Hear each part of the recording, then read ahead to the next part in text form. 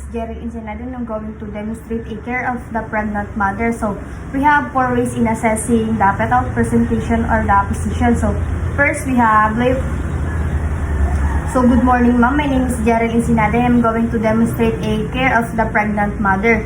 So, we have 4 ways in assessing the fetal position or the presentation. So, First, we have Leopold's maneuver or the abdominal palpation. And then we have auscultation or the fetal heartbeat taking. And then we have the vaginal examination. And then the röntgenogram or the abdominal x-ray. So, I'm going to demonstrate first the Leopold's maneuver or the abdominal palpation. So, for its definition, we have it is a systematic abdominal palpation to determine the position and the presentation of the fetus. It is done about 32 weeks and over. So for its purpose, we have 2 purposes in here. So first is to identify the fetal presentation, the presenting part, lie, attitude, and the degree of the descent. And to estimate the size and the number of fetus. So for the materials or equipment, we have drape. For the assessment, we need to assess the client's health history, assess the client's knowledge on the guidelines for healthy pregnant and the antenatal care. And then we need to determine the needs of the mother and also her fetus. So for the planning, we need to prepare the client for the procedure.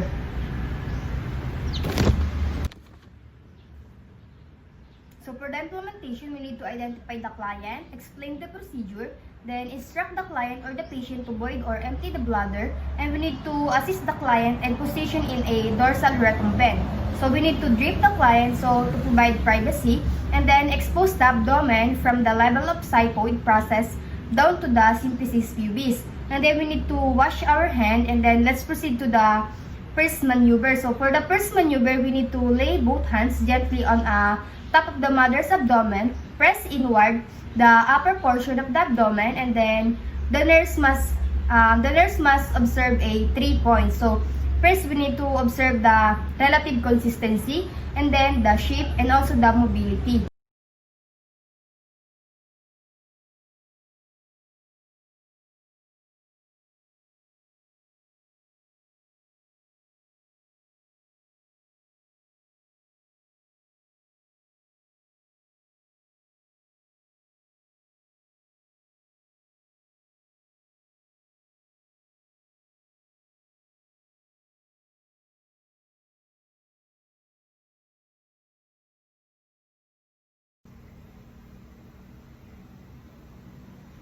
For the second maneuver, you need to place your hand in each side of the mother's uterus and apply gently but deep pressure. If there is no resistance, the fetus is in longitudinal lie.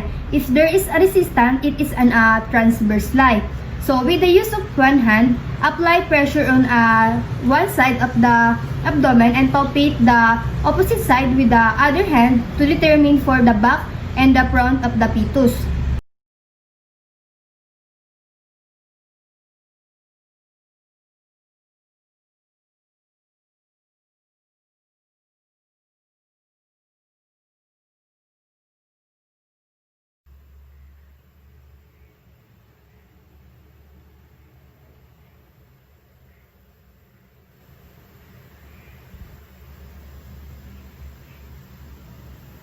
So for the third maneuver, gently grasp the lower portion of the abdomen just above the symphysis pubis, and it is called the Foley's grasp. With the use of one hand, if there is hard nodule, it is a head that is presenting part. If soft, buttocks is a presenting part. So move the grasping hand from side to side. If the presenting part is non-movable, it is already engaged. But if movable, it is still floating.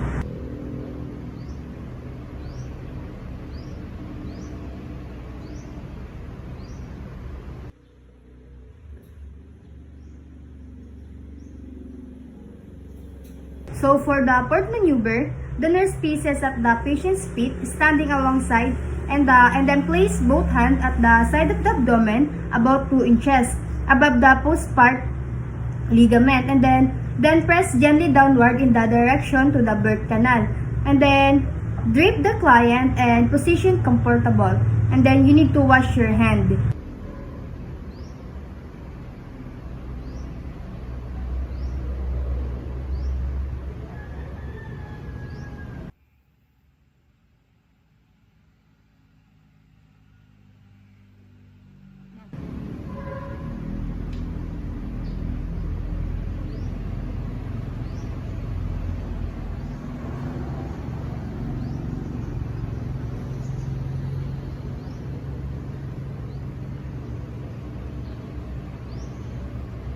So for the evaluation, notes the client's response to the procedure, and then you need to observe or evaluate the petal presentation and the position. So for the documentation, you need to record the procedure, the presentation, and the position of the fetus and any patient's findings. Proceed now to the auscultation of the fetal heart rate. So for the definition, so one way of assessing the status of the fetus is by noting the characteristic and the rate of the fetal heart tone. So normally, the fetal heartbeat range from a 120 to 160 beats per minute. So for the purpose, we need to monitor the progress of a woman's contraction pattern and then to monitor the contraction of the fetus in response to the stress of contraction. So we have a equipment or material. So we have a stethoscope, watch with second hand, and grapes. For the assessment, we need to assess if there are fetal heart change or irregularities, and we need to assess the fetal presentation and position by performing the fourth step of Leopold's maneuver. So for the planning, we need to gather and prepare the needed equipment or materials. For the implementation, we need to identify the client. We need to explain the procedure and the purpose to the client, and then ask the client to void first. And then screen and position the client to the examining table in a supine position. And then we need to wash our hand. And then when the uterus is not contracting, place the bell of the stethoscope over the quadrants of the mother abdomen when the fetus back is located. And then we need to list and count for the fetal heart tone in 1 full minute. Then take note of the rate characteristic, strength, irregularities, and any deviation for the fetal heart tone.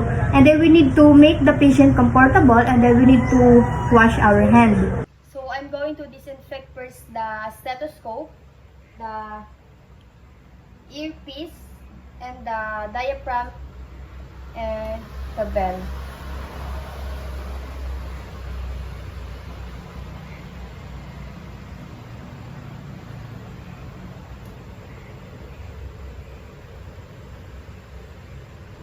So, for example, at the left lower quadrant,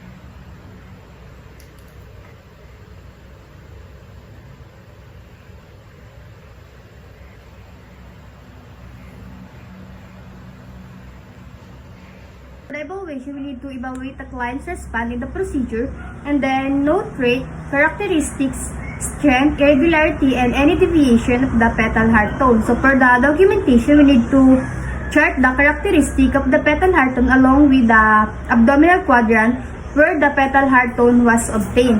And then we need to record the rate, characteristic, strength, irregularity, and any deviation of the fetal heart tone. And also we need to record and note all the observation and the client's responses. So let's proceed to the vaginal examination. So for the definition, it is usually done by a physician to determine the presentation and the position of the fetus.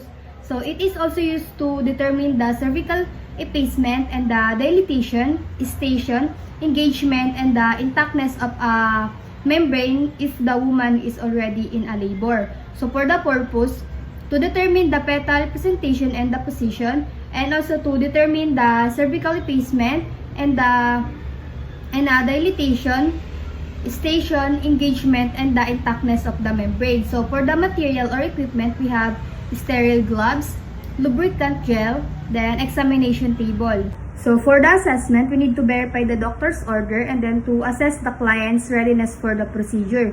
So for the planning, we need to gather all the equipment and establish good working relationship with the client. And then for the implementation, we need to identify the client, explain the procedure, then provide privacy, then position the client in a dorsal recumbent position, and then we need to drape the client diagonally and instruct or assist the client to remove her underwear. And then we need to wash our hands, then the gloves aseptically, and then put a small amount of a lubricant on index and the middle finger of your dominant hand. And then with the non-dominant hand, expose the vulva. And then instruct the mother to take slow deep breath and then through the mouth upon inserting your index finger and the middle finger to identify or determine the position and the presentation of the fetus. In determining the fetal position, it would depend on the fetal presentation and the presenting part. So with this procedure, we have 4 fetal presentation. So first, we have cephalic or vertex presentation. So look for the fontanelles. If you feel the diamond in shape, it is the anterior fontanelle. Triangular in shape, it is the posterior fontanelle. So next, we have face presentation. So look for the chin or the mentum of the fetus. Then next, we have breech presentation. So determine for the anal area as your guide. And then last, we have the shoulder presentation. So look for the shoulder of the fetus or the acromion process. Position the client comfortably and remove gloves. Tie-dye the unit and perform the aftercare. And then you need to wash your hands. So for the evaluation, we need to evaluate the client's response, evaluate the observation and the result of the examination. So for the documentation, we need to document the procedure done and then record the fetal presentation and the position. And then we need to record the cervical effacement and the dilatation, station engagement, and the intactness of the membrane.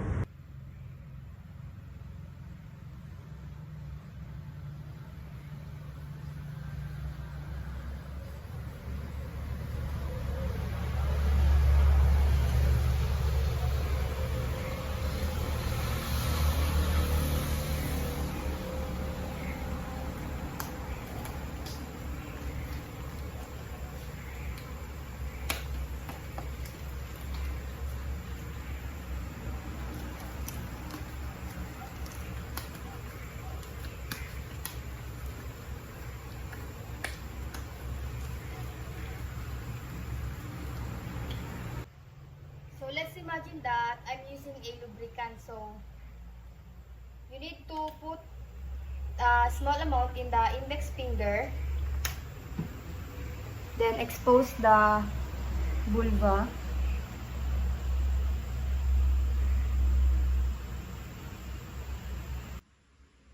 So after the examination, wipe off the excess gel to the patient's vulva, and then position the client comfortably. Remove the gloves.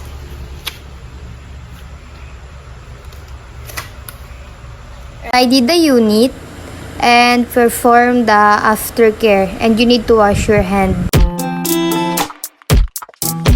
Last, we have the Roentgenogram, so diagnosis of a fetal position in Dovpol cases, especially in obese woman or those with the abdominal walls so rigid that abdominal palpation is so difficult.